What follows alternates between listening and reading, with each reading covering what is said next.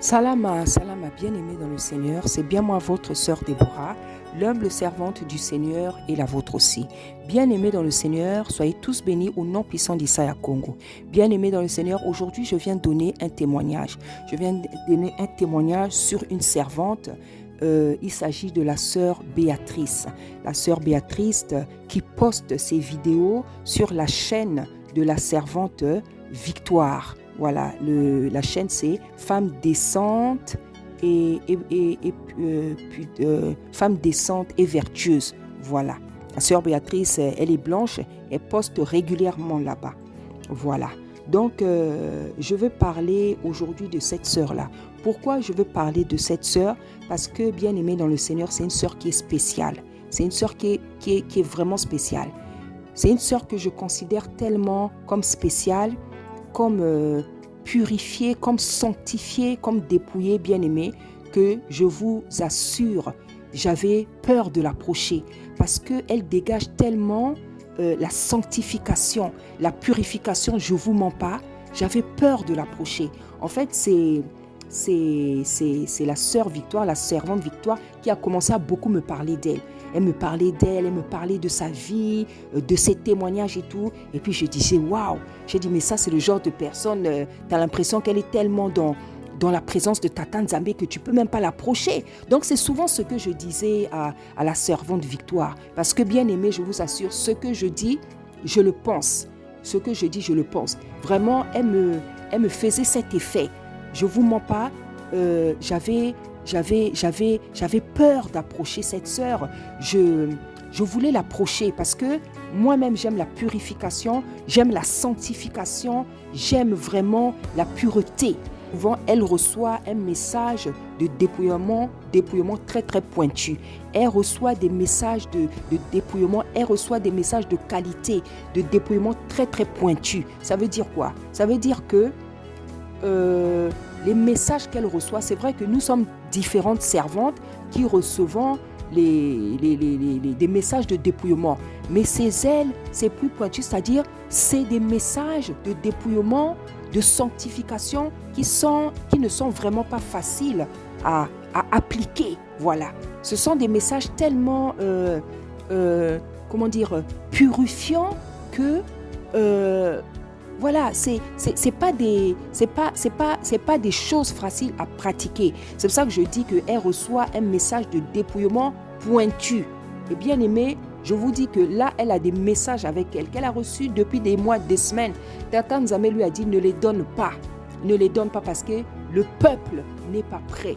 Et c'est vrai que nous avons des messages comme ça que nous ne pouvons pas donner parce que Tata Nzambe voit et nous a dit que ses servantes, ses filles ne sont pas prêtes. Parce que déjà pour beaucoup, nombreux différents messages de dépouillement, nombreuses n'arrivent pas à pratiquer et nombreuses carrément résistent.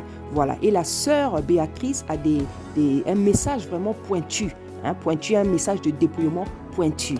Alors pourquoi je veux parler d'elle? Parce que vous savez, David, il a dit à Tata Nzambe dans sa parole, il a dit ceux qui t'aiment, moi je vais les aimer, ceux qui craignent seront mes amis. Voilà, donc j'apprécie cette servante là, je l'apprécie, je l'aime parce que quand je la vois, elle est comme un miroir. Voilà, je me vois en elle, je me retrouve en elle. Quand je la vois, c'est comme un miroir parce que je me vois en elle, je me retrouve en elle. Nous avons les messages de sanctification, de dépouillement et nous avons toutes les deux beaucoup de messages en commun. C'est-à-dire qu'il y a beaucoup de choses qu'elle reçoit. Moi aussi, je les reçois à chaque fois. Et je me rends compte qu'il y a beaucoup de messages qu'elle a déjà postés, que j'ai même reçus dans mon enfance et dans ma jeunesse. C'est pour ça que je l'aime. Parce que je trouve qu'elle est comme moi. Je trouve qu'elle me ressemble. Quand je la vois, c'est comme un miroir. C'est comme un miroir. Voilà. Donc, je veux parler de cette sœur-là, de cette servante, parce que c'est une sœur qui est purifiée. C'est une sœur qui se purifie, c'est une sœur qui se sanctifie, c'est une sœur qui se dépouille. Et je dirais pas le comble, je dirais la chose encore plus agréable, c'est que c'est une sœur, c'est une servante qui est agréable. Je vous assure, la sœur Béatrice, elle est spéciale. C'est-à-dire que c'est une sœur, c'est une servante, dès que Tata Nzambe dit quelque chose, elle le fait. Elle n'est pas dans des doutes, elle n'est pas dans des résistances. Elle n'est pas dans des doutes, elle n'est pas dans des résistances. Est-ce que ça peut venir de Tata Nzambe? Est-ce que le Seigneur peut... À chaque fois que elle reçoit un message, elle l'applique, bien-aimé. Mais avec une facilité, je dis, Seigneur, non seulement elle applique, mais vous sentez, j'ai pu voir qu'elle reçoit les messages de Tata Nzambe avec amour, avec humilité, avec obéissance, et elle les pratique avec une telle facilité, bien-aimé, c'est impressionnant. C'est impressionnant, bien-aimé dans le Seigneur. C'est vraiment impressionnant. Bien-aimé, ce n'est pas l'orgueil qui me fait parler. Vous savez, moi-même, je sais que je suis une femme sanctifiée. Je suis une personne qui se purifie, je vous assure. Je suis une personne qui se purifie, qui se sanctifie, qui se dépouille. Et j'agis aussi de la sorte. C'est-à-dire que quand il y a une parole de dépouillement qui tombe, moi, je l'applique. Mais cette sœur-là, je vous assure, elle est spéciale. Parce que, pourquoi je dis ça? Parce qu'il y a des choses qu'elle a commencé à pratiquer depuis longtemps que moi, je n'arrive pas encore à faire. Pas que je n'arrive pas encore à faire, mais que je n'avais pas encore entendu. Mais elle m'en a parlé et je me suis rendu compte qu'elle pratique ça depuis longtemps. Et elle m'a invité déjà plusieurs fois chez elle. Elle m'a invité plusieurs fois chez elle parce que comme elle est tellement, elle se purifie tellement, elle se sanctifie tellement, elle se dépouille tellement. Donc c'est pas quelqu'un qui a des amis en fait. C'est pas quelqu'un qui a des amis. Donc elle est tellement dans la sanctification, dans la purification que Tata Nzambe, c'est quelqu'un qui est seul. Voilà, c'est quelqu'un qui est seul. Et quand la servante Victoire me parlait d'elle, je disais, mais franchement, j'aimerais vraiment la rencontrer. Je disais, franchement, j'aimerais bien vraiment la rencontrer. Mais en même temps que je disais ça, je disais à la sœur Victoire, mais j'ai peur de l'approcher. On a l'impression que quand tu vas chez elle, mais c'est un sanctuaire. Voilà, on a l'impression que c'est un sanctuaire. Et je crois que des semaines ou des mois après, je ne sais pas comment elle s'est intéressée à moi, je ne sais pas, oui, je pense que c'est la sœur Victoire qui a commencé à lui parler de moi, de mes messages, de mes chaînes et tout. Et elle s'est mise à suivre mes messages, mes chaînes, et elle a demandé à la sœur Victoire si elle ne pouvait pas avoir mes coordonnées. Voilà, donc en fait, la servante Victoire lui a donné mes coordonnées. Donc elle m'a appelé, on a discuté, on a fait connaissance et elle m'a invité chez elle.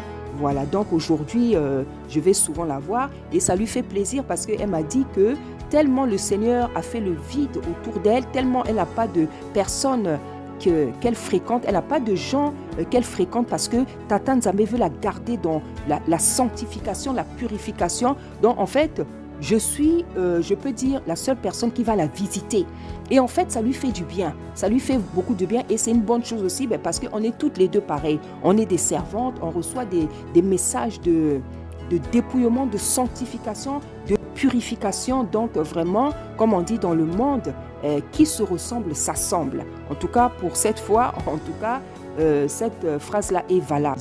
Elle m'a invité chez elle, je suis allée chez elle. Déjà, nous avons commencé à faire connaissance au téléphone. Donc, elle s'était réjouie de moi. Moi aussi, je me réjouissais d'elle parce que déjà, je l'avais suivie. J'avais commencé à la suivre avant qu'elle puisse me suivre. Donc, on a fait connaissance au téléphone. Avant que j'aille chez elle, bien sûr, on a beaucoup parlé au téléphone. Donc, régulièrement, elle m'invite chez elle. On partage la parole, mais bien aimé, je vous assure, c'est pour ceux qui aiment Tata Nzambe, pour ceux qui aiment la vie de prière, pour ceux qui aiment la sanctification, la purification, le déploiement, bien aimé, c'est un délice, je vous assure, je pèse mes mots, c'est un délice, en tout cas je le dis, pour les personnes qui aiment vraiment Tata Nzambe, pour les femmes obéissantes, qui craignent véritablement Tata Nzambe, c'est un délice, c'est un bonheur d'être avec la sœur Béatrice. Elle ne vous parle que de la parole, elle ne vous parle que de la parole, elle ne fait que de vous exhorter. Elle ne vous parle que de la parole. Elle ne fait que de vous exhorter. Elle ne fait que vous donner ses témoignages. Elle chante les psaumes de Tata Nzambe. Elle parle des témoignages qu'elle n'a pas encore donnés, des révélations qu'elle n'a pas encore données. Donc quand je vais là-bas, bien aimé, on est seulement dans la parole. On est seulement dans la parole. Et lorsqu'on se quitte la nuit, Tata Nzambe lui parle, Tata Nzambe me parle. Donc, il vient nous donner des révélations par rapport à la journée que nous avons passée dans sa présence. Donc, nous sentons que c'est parce que nous avons été ensemble, nous avons glorifié son nom, qu'il vient nous donner des songes. Et parfois, elle peut prier pour moi. parfois moi aussi je peux prier pour elle. Parfois elle a un sujet, moi je prie pour elle. Et parfois moi j'ai un sujet, je prie pour elle, un sujet, moi je prie pour elle. Et nous voyons que Tata Nzambe fait. Ce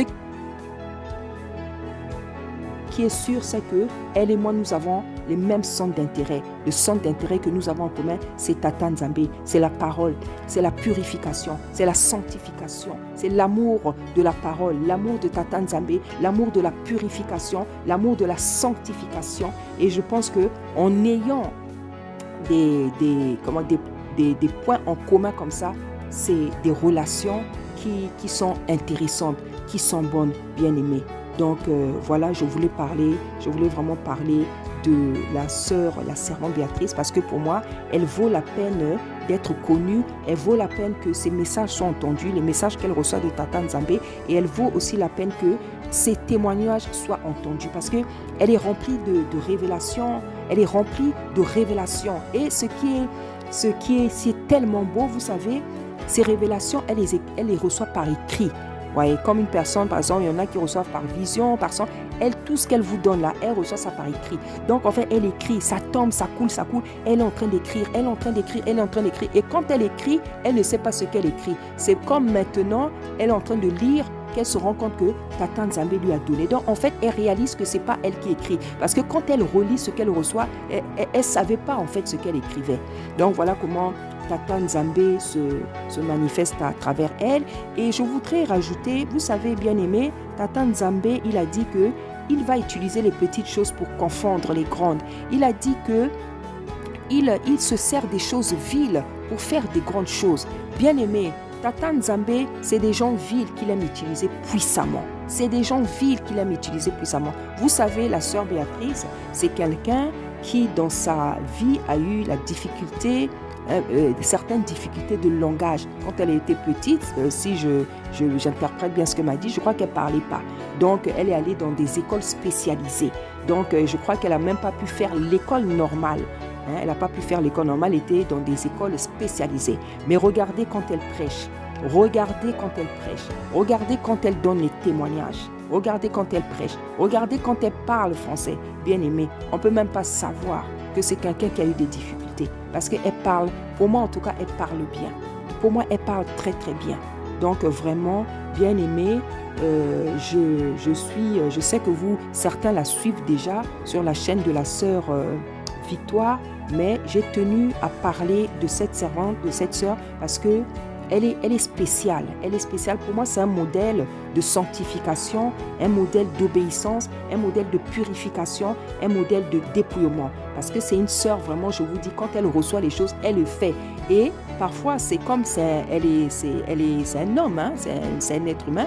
Parfois, ça peut lui arriver de ne pas faire ou de tomber dans quelque chose que Tata Nzambe a interdit, hein, parce que, dernièrement, je crois, il a même donné un témoignage, hein, parce que Tata Nzambe, il nous donne aussi le dépouillement alimentaire. Et dernièrement, justement, elle a mangé une pizza. Et or, dans la pizza, il y a beaucoup de choses que Tata Nzambe ne veut plus qu'on mange. Donc, en fait, elle a mangé la pizza là parce que ça fait des mois.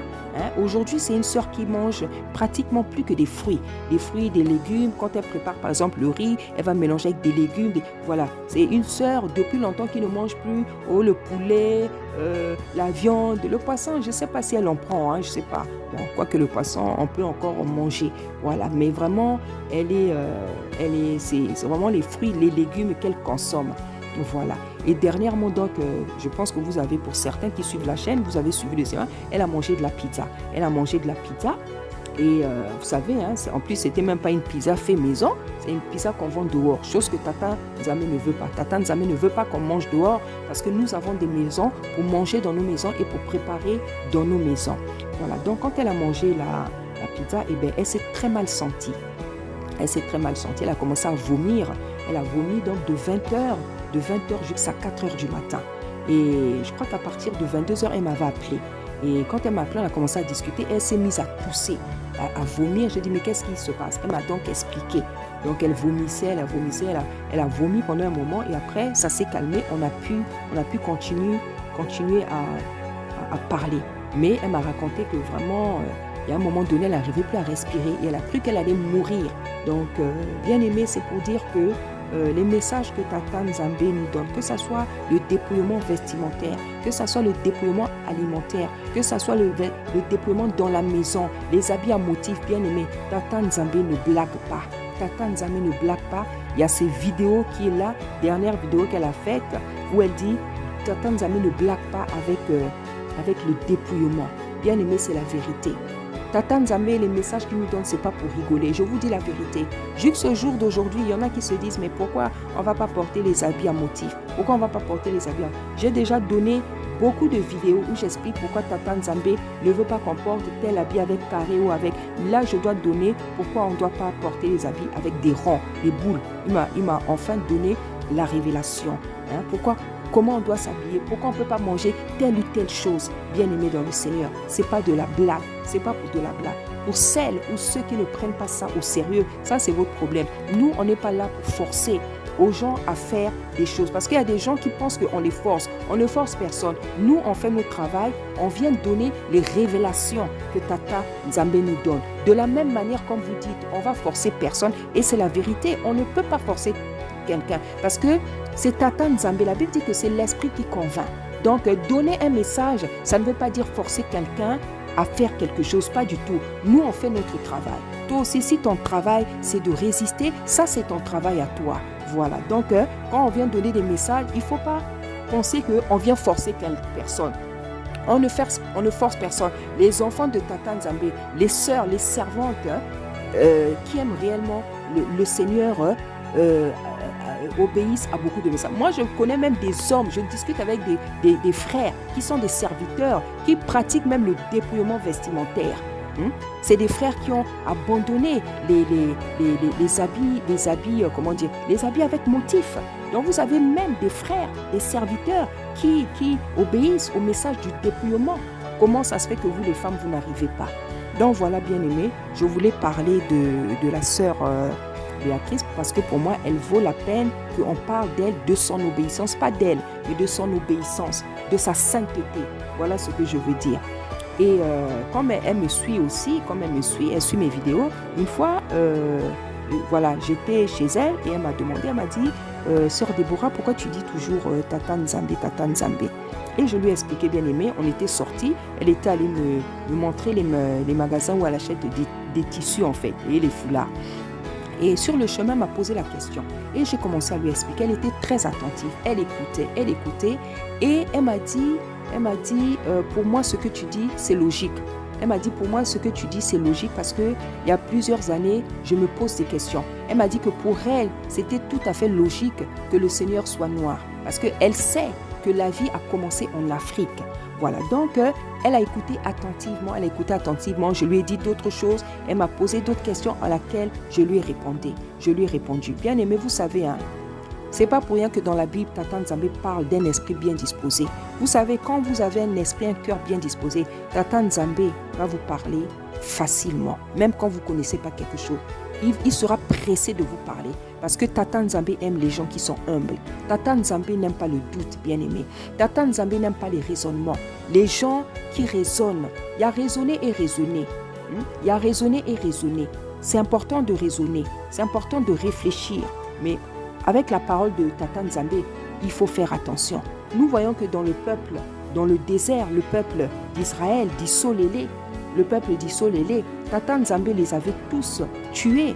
Pourquoi? On ne nous avait pas dit que c'est à cause du mensonge, de l'impudicité, de la violence ou je ne sais pas quoi. C'est à cause de l'incrédulité. Donc le fait de douter, de ne pas croire aux choses. Ils n'ont pas cru à sa puissance. Ils n'ont pas cru en son amour. Ils n'ont pas cru qu'il pouvait arranger leur vie. Ils n'ont pas cru qu'il était capable de les emmener à Canaan, bien-aimé. Tata Nzambe les a exterminés et il les avait carrément prévenus. Et il l'a fait, bien-aimé. Et même à cause d'eux, Moïse est parti, bien-aimé. Bien-aimé, Tata Nzambe, on ne blague pas avec lui. Tata Nzambe, on ne blague pas avec lui. Donc, dans la nuit, le Seigneur lui a parlé. Donc je vais vous laisser écouter l'audio qu'elle m'a envoyé quand elle m'a raconté comment Tata Nzambe est venue lui parler. Voilà, je vais vous